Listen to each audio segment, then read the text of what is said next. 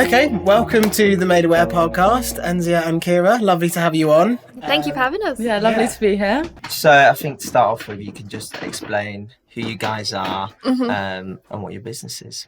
Yeah, for sure. Well, I'm Kiera. And I'm Enziya. We met at university around 5 years ago now. And yeah, we were just basically did a lot of topics together on sustainability. We managed to be able to go to India and do a bit of stuff on UN sustainability goals. And ever since, we've kind of just merged and really just worked well together, haven't we?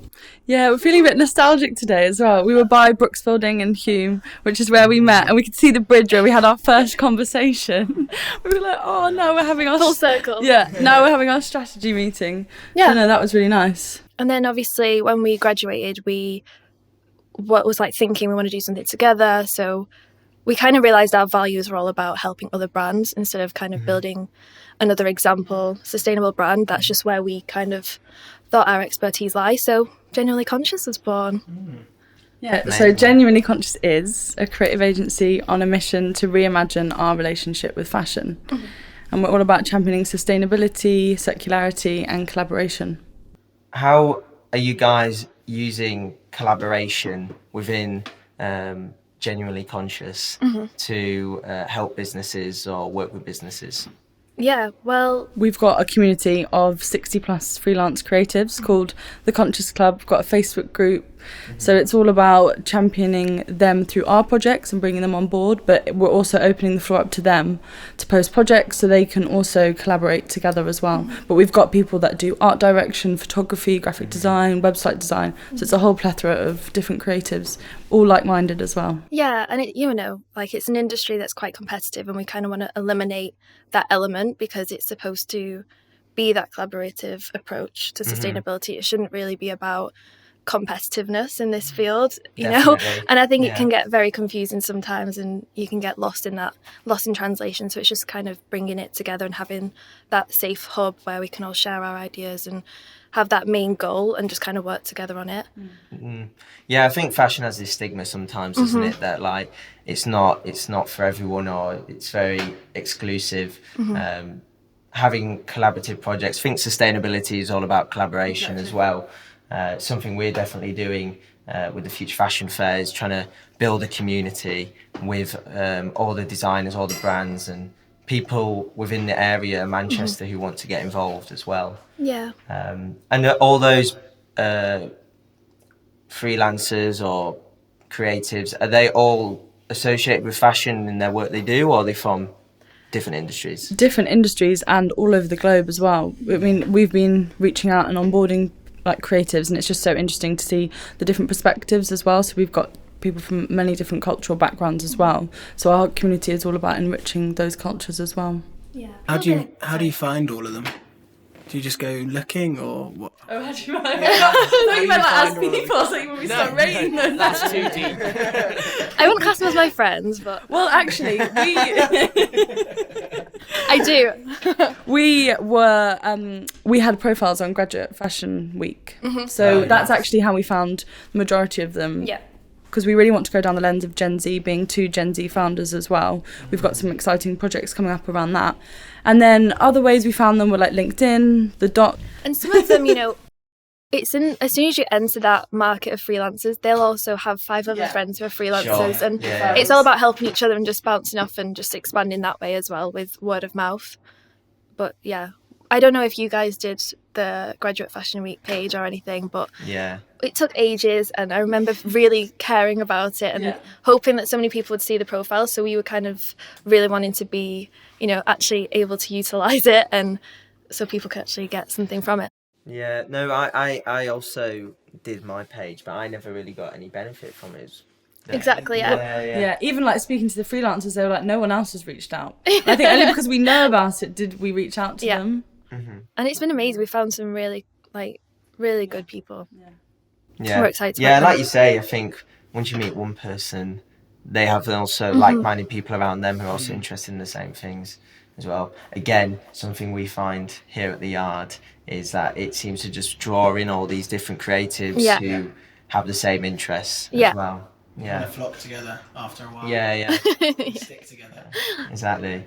What do you think are the biggest challenges you guys have come across so far when working with businesses? I know you guys have only just started up, but how many brands have you worked for, and what is there seem to be like a reoccurrence of issues that you face when trying to work with them at all? Or? Well, we kind of say the three pillars that we try and focus on that need to be equal is collaboration, creativity, and circularity. And we find that, some brands focus on two, and the other one, it's like a bit of an imbalance. So we kind of look through the lens of our services, and every brand differs with what focus they've got. We were speaking to a brand who really champions collaboration. Yeah. But then when we were speaking to him about materials and the circularity approach of it, he didn't know himself. So, we couldn't even obviously explore that to promote it in the market at all. So it's just about balance. And especially when you look at bigger companies as well, they don't even know how to be sustainable. Like I think we were speaking about it earlier. Yeah. When it's a bigger company, they don't even have a charge to do anything. So sometimes we speak to people and they have this goal, but we can't even do anything about it because they just don't have that authority.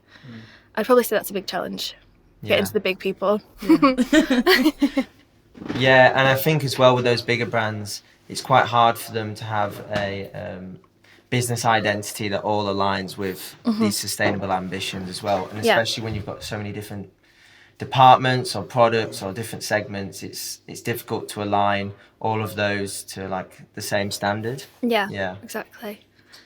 Big businesses like that, it's so hard for them to change anyway. So if they did want to change, and I mean the big companies, I know a few that they want to change, but because they are so vast and so they have so many avenues that they use, especially like if they're using products and making products in China, they can't change it because China don't want to change in the first place. So changing their products is then going to take away jobs in that industry from China, which would then ruin them, and then their business is then affected by that. So they literally cannot change because they're just too big. That's really interesting. We were having this exact conversation today, and often in the UK, people think, okay, sustainability, right, I need to then source locally, but then you're taking away money from these deprived countries in poverty.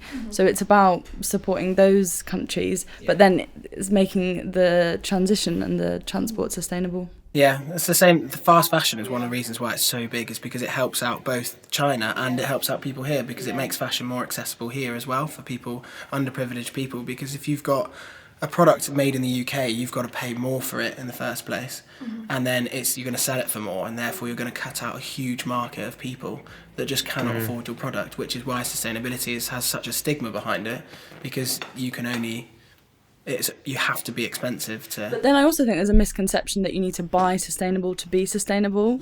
And you don't. You can mend, you can upcycle, you can thrift. Like Vinted is a great place. Going to your local charity shops. But that's one of the things that we want to teach people, is why we're having the talks, and why we want to eventually branch out into workshops and stuff, is so that we can teach people it's not, you can buy fast fashion, just don't get rid of it, fix it, or give it away. And that's what we try to do, isn't it? Yeah, and I think as well, like, just because you're sourcing locally doesn't make it efficient either. Like, I've always had this stigma around fast fashion, and then I think I had a lecture about sweatshops and how important they are to these developing countries, that people have these jobs, and they wouldn't necessarily they could actually be getting paid more in those roles than they would be going into different industries. So we have to appreciate that those businesses are so important, and they provide for so many people, but it's just how can they align what they do and make their businesses more ethical. There's a huge infrastructure there that can be realigned and adjusted. It doesn't have to completely be destroyed. Yeah, I mean, there's the other side of it as well, because women are also exposed to more sexual harassment as well, and most of them aren't actually paid a minimum living wage, even though that country, their living wage might be considerably low. That's also something that needs to be worked on. But then if the country increases their minimum wage, then factories and buyers will just go to a different country. So it's a systematic change that needs to happen. How do you find the businesses that you're approaching, based on experience of working in the industry, but also with businesses that have approached you? how are they aligning what they do with the different freelancers that you work with? So, for example, on some of the projects that you've worked on so far. Yeah, that's a good question. I would say, we kind of look at it from our definition, and we not teach it to our freelancers, but, we're all aligned on that perspective, and it's just being upfront at the beginning of the conversation, like, this is the end goal for us, is this the end goal for you? And it's about that initial meeting, isn't it? Actually finding out. Not everyone makes it through to our community, because if your values don't align with ours, then ultimately if we're on set with a client and they start talking about unsustainable practices, that's not going to align with our agency ethos either, because at the core of our agency is being sustainable as well, not just helping other brands be sustainable. It's also about how we can keep our carbon footprint low and our ethics as well. And when we onboard our freelancers, we go through a questionnaire. It's not to understand them, but it's also to understand, okay, if we do get such a client, who's the one that's most suited, that personality trait, what kind of work do they do that obviously reflects the brand's work. So we have that portfolio, and we can go through it and be like, okay, these 3 people, they could really work well and like have a really strong connection and actually collaborate and make something here, instead of sometimes people just don't mix, and that's fine. It's just kind of the beauty of our role, I would say, is actually finding 2 people that we know will work. Obviously, when we did launch, we didn't realise that would be a main aspect of what we do, but it is. It's like, okay, this person will be amazing with these. Yeah. Like, I know they've touched on this, and one of my favourite questions when we ask is, what would be your dream client? Because sometimes that reflects it exactly. Sometimes it's hard to go explain your style. Like, Right. and I completely get it. If someone was to say explain my style, I'd be like, well, I wouldn't put it in one aspect. So then as soon as you ask, who's your dream client, they'll just start rhyming these up, and I'm like, right, okay, I understand you now. Yeah. Have you found it that many of the people you get in touch with are less sustainable? How many people have you found that have been like that, or that you've rejected from your club? Not many, to be honest with you. Like, I haven't been astonished at any of the answers, because I think we've been reaching out to a lot of Gen Z, and I think that our perception on sustainability, because we are growing up in the society and are surrounded by fast fashion and open to the detriments of it, the conversation is quite sustainable. Everyone has different, like, if you was to ask everyone, 10 different people define sustainability, they'll all say different things, because everyone has their own values. Everyone does different sustainability things every day. For example, if you buy fast fashion a lot, then that goal for you would be to buy less. And it might be completely different for the other person. And if they're not sustainable, I've had a girl who literally opened up and was like, no, I don't have any sustainable values. And at first I was like, oh no, but it's actually an opportunity to be exposed in that market and actually be able to understand and realise the impact it's having, and actually be passionate about That's the beauty of our community as well, because we are also educating these freelancers. Like how you were saying about the workshops, we want to open up a mentoring program as well, especially these freelancers that have just come out of university and they're not sure about the freelance landscape. I've been freelance myself for 14 months now, so we can also help them through that process as well. Yeah, I think it's a big step, isn't it, going into a freelance role, because a lot of people, a lot of creatives especially, don't want to go work for a big corporate company and have to align to their values when they completely have their own individual identity as well. Mentoring program sounds exactly what is needed, I think. I know a lot of graphic designers, they've tried it for a while and then they get the fear of, how can I make an income? How can I... it can take years to actually develop that credibility as a graphic designer. Also knowing your worth as well. I think a lot of the time you speak to them and what you see on paper, like the actual work, is so high standard, but when you speak to them, they're so honest and just kind of feel like they're not worth it. And it's just kind of like making them understand that that's the level that they're at, and that's when you get pushed over a lot in this industry, where you get to do work and it's overtime and you've only been paid for a certain amount of time. The amount of intern roles I've done and I wasn't paid, I mean, they were brutal, like some of the jobs. In London as well, like I just used to do so many, like if you go through my LinkedIn you just scroll and scroll and scroll. But yeah, they weren't all great. No, it can be savage sometimes. And that's the first thing we avoid is, a lot of them ask, how much income and profit and percentage are we going to take from them? And we're like, no, this is, if you've done this, if you're the photographer, you get the cut of being the photographer, because that wasn't on us, that was on you. And it's just kind of cherishing that and teaching people to understand their own values.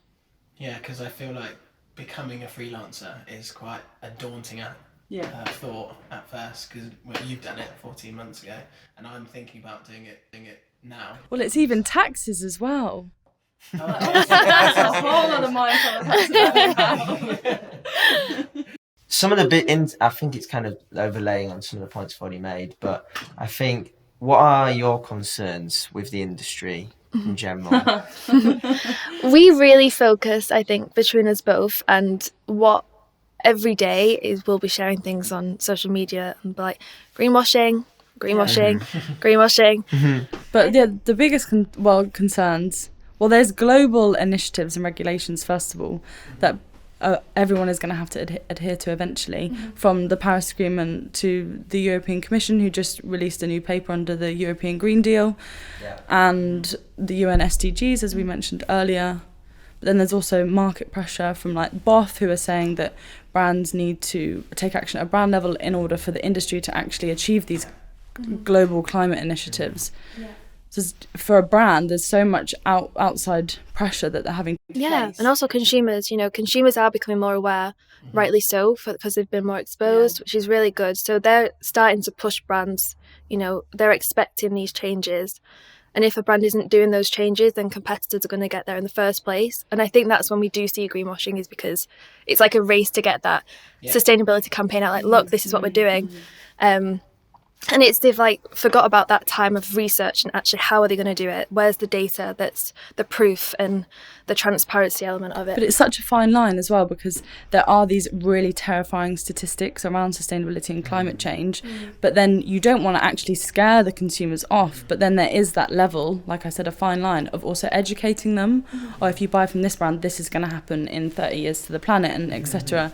It's such a fine line with marketing and sustainability. I think that's good for us though, because as an agency, we have that aspect of being honest to brands and telling them and, opening their eyes up to these are the impacts. And we do kind of focus on our social media to be B2C, because it's actually, even brands, they're people, and we all live on the same planet, and this is actually what's going to happen to us. This is what we can all do individually. And then on a side note, when we speak to clients, it's how we can do it, in a bigger chunk internally. Well, I was working with a brand, and they were debating whether they should just change instead of letting the consumer do it for them. They were just saying, why don't we just do it for the consumer instead? And that's, I think, the most effective way, if brands just start doing it for themselves and just changing, because the consumer obviously consumers control the market most of the time, but then if a massive supermarket brand just decides, right, we're doing this the right way, the consumer's not going to know any different, and they're just going to buy the products that they buy anyway, and they're just going to be like, oh look, this is now sustainable. BCI cotton is a classic one. It's just going everywhere at the moment. Yeah. Well, it's like when you say with supermarkets, certifications like B Corp and GOTS, having those certifications on your brand and having those, even if you're not at that level yet, it's a goal for a brand to actually understand where they need to be. Because sometimes, a brand's like, okay, we need to be sustainable, but define sustainability, because I don't know what it is. So you have that benchmark that they can meet, and like you say with consumers, they can go into the supermarket, you see that on a label. I know I do. I really look out for that sort of stuff, because it's just beneficial. Like, oh, okay, I am going to actually pay that extra £1 or whatever it is, because I know these guys are really trying and I want to invest into them. Yeah, I mean, it was just B Corp month. I went to, they did a pop-up in London, and nothing was being sold. It was about placing purpose over profit, and it was about telling the story of the products. That was a really interesting concept that they did as well. Yeah. No, I think touching on your points with like the whole greenwashing thing, I think that is a concern because there's not been any regulation on greenwashing. I think it is coming in now. I think This there's European EU deal that Exactly. they just released. It's going to change everything. And, Yeah, we hope so. But there's also no testing regulation on what is sustainable, because literally definition, exactly, and what is sustainable? How many times do we end up saying this word over and over again, boring ourselves to minds? But like, there is no definition of it. We don't know what it really means, and we can talk about sustainable cotton, but you know, that's a whole another ball game, because cotton is just such an inefficient use of resources and land and pesticides and all these other things, and you can't have a system that works properly without having these regulations in place. So I think you're right. I think brands absolutely pushing it, and then I think the brands, the consumers need to pull it, but I think it comes within this regulation. If you make the market fair, then you will start to see real change. But I think bringing it down to smaller brands is the way to do it, because mass market fashion, like just making so much, is definitely not sustainable. The making thousands, like 30,000 of pieces, and then potentially not even selling a quarter of them. But even recycled materials, that's just an excuse for them to produce just as much and just as fast. Like, synthetic materials just need to go. Well, I've heard that in China what they've been doing is making plastic bottles and then turning them into recycled polyester. So switching from real materials, real things, I thought it'd be quite interesting to talk to you about digital fashion, and whether you guys, what your thoughts on that, and how do you see it aligning with what you guys are doing already as well? Yeah. I think talking about sustainability and digital fashion, digital IDs coming into play would be a game changer. I know part of the European Commission have just put forward that products might have to have product passports. So that would be a great innovation, because you can have traceability, accountability can be involved with that as well. Even attaching a resale partner to that, so when the consumer's done with the garment, they can put it on this resale platform, and it's easy from right to the start to the end. Do you want to explain what a digital ID is, just so if anyone listens, they know what it is? And for me.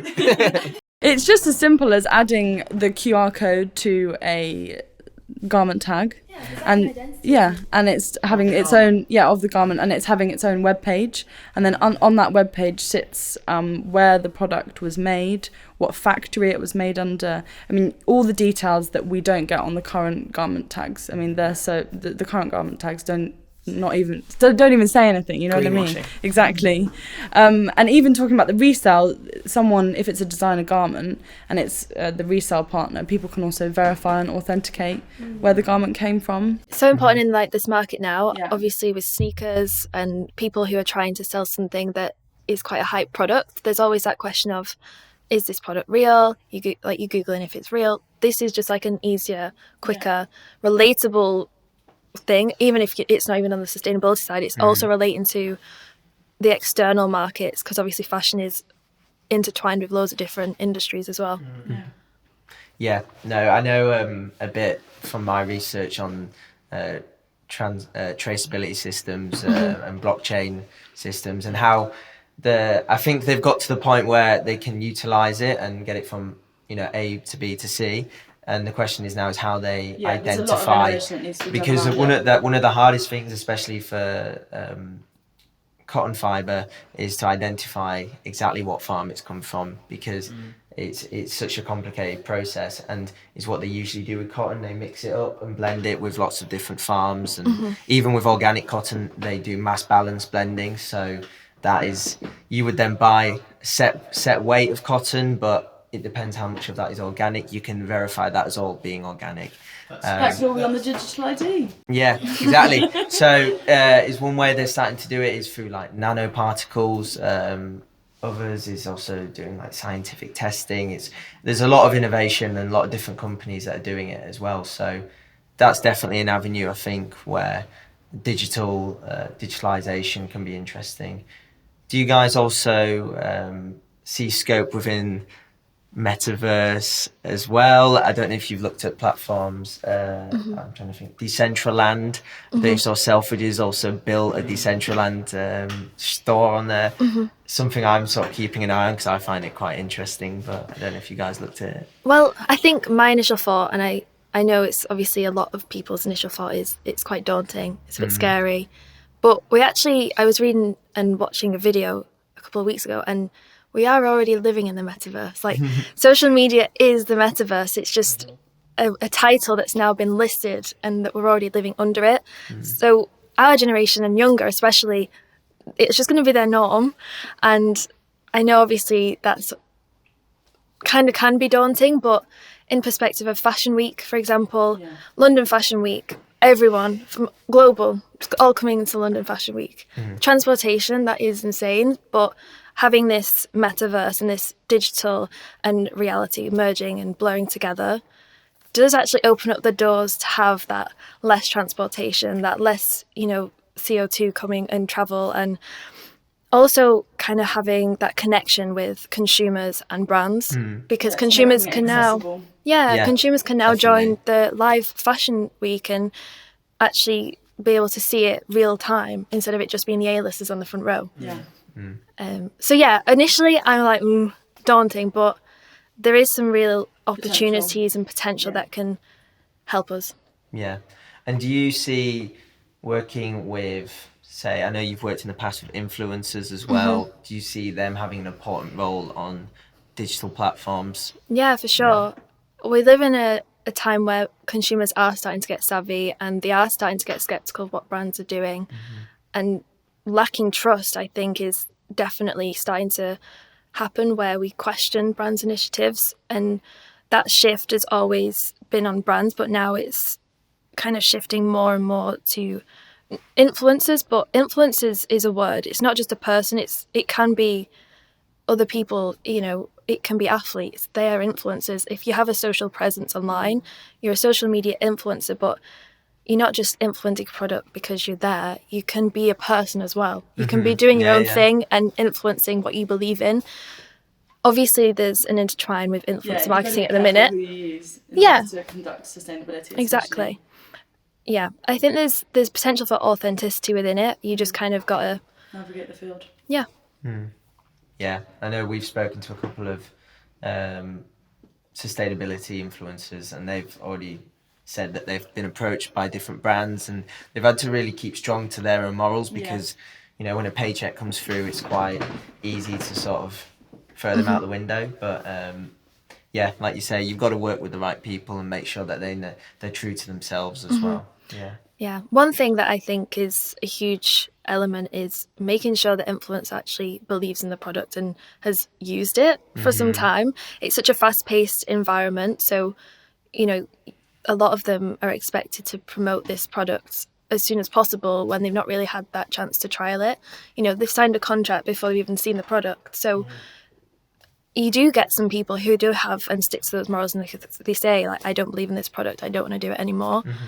And it's actually harder to say that because the contract's been signed, they can't really go into that many elements, so it's easy to just do it.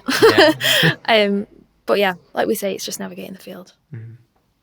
So I think we'll round off. What do you guys want to achieve going forward? Well, what's the main goal? Our vision is for all brands to be genuinely conscious. So we've actually coined a definition for genuinely conscious. So it's 6 points. Point 1. Come on, Kiera. On the spot there. This is challenging, right? So 6 points, and all these 6 points, we believe is to operate a circular supply chain. So the first one is just to respect creativity and design, and really understanding the compounds of biodegradability, the waste and pollution, and just understanding those aspects within design at the design stage.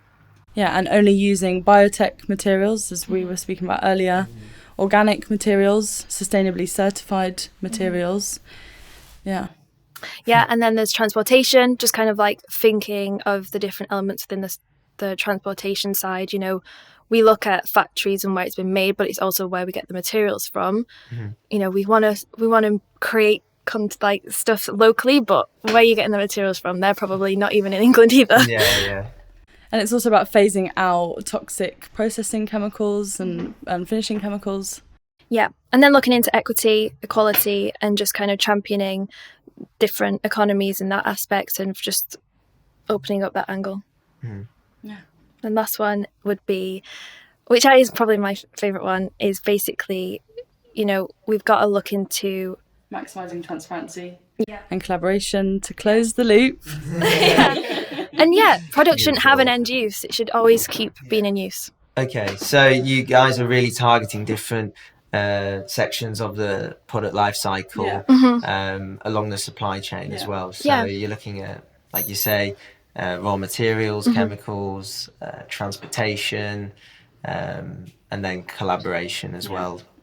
Yeah. Wow. And all brands, you know. Yeah. I mean, it's crazy because when we first thought of the idea of genuinely conscious, we didn't actually have a first C. Our first C now is conscious, which we speak about sustainability manifestos, the supply chain consultancy. And it was crazy that we didn't have it, and now we have it, and it's the core of who we are. And if a brand comes to us, that is the first step. You have to go through this conscious service, because at the end of it, we want you to be genuinely conscious. Yeah. Yeah. And, you know, not all brands will need to have a full deep dive. Obviously, we'll look into it, but they might have transport down to a T. They've, you know, leaders in the game. They don't need that, but they might need help in materials. So we'll deep dive into that. And it's just kind of a nice guideline to have these 6 points and just, you know, rate them in per se and just see where they need to kind of focus on. And in that conscious service is the target setting and the sustainability manifestos. Yeah. No, I think you're so right. I think it has to be so embedded in their DNA about who they are, because if once you guys start working with them, it needs to then set the guidelines for like going forward for everything else that they do as well. Yeah. So is that something you do as well? Sorry, one more question. You do as well. So if you've come to the end of a project, do you then set them guidelines and then how to go on without you? Yeah. So initially they'd come to us and they'd want to improve their supply chain. So we'd go down, look at those 6 routes. Okay, what is it that we need to do? Come together, set those targets.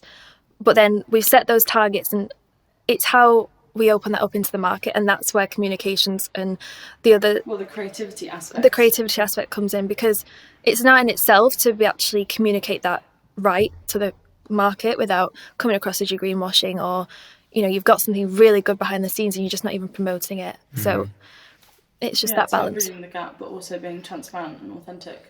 Yeah, I think a lot of brands are quite afraid actually to say things that they're doing that are actually quite good, because they don't know how to do it, they don't know how to word it, they don't know if it aligns with their demographic, like what they're going to think of it. And they do need that understanding of like, actually what you're doing here is good, and you can tell your consumers that you're doing that, and that's okay. You don't have to feel like that you're just marketing for the sake of it. Yeah. And that is majority of what it will be, is, you know, brands who will want to work with us are the brands who already have a passion beyond products. So it's just nudging them. I feel like you've genuinely hit on all of the best points that you need to really do that. So those 6 points are amazing. So yeah, well done, guys. Thank you. It means a lot. Well, good luck with everything you do.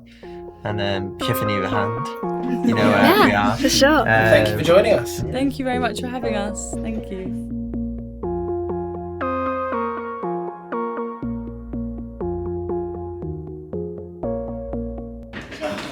Cheers.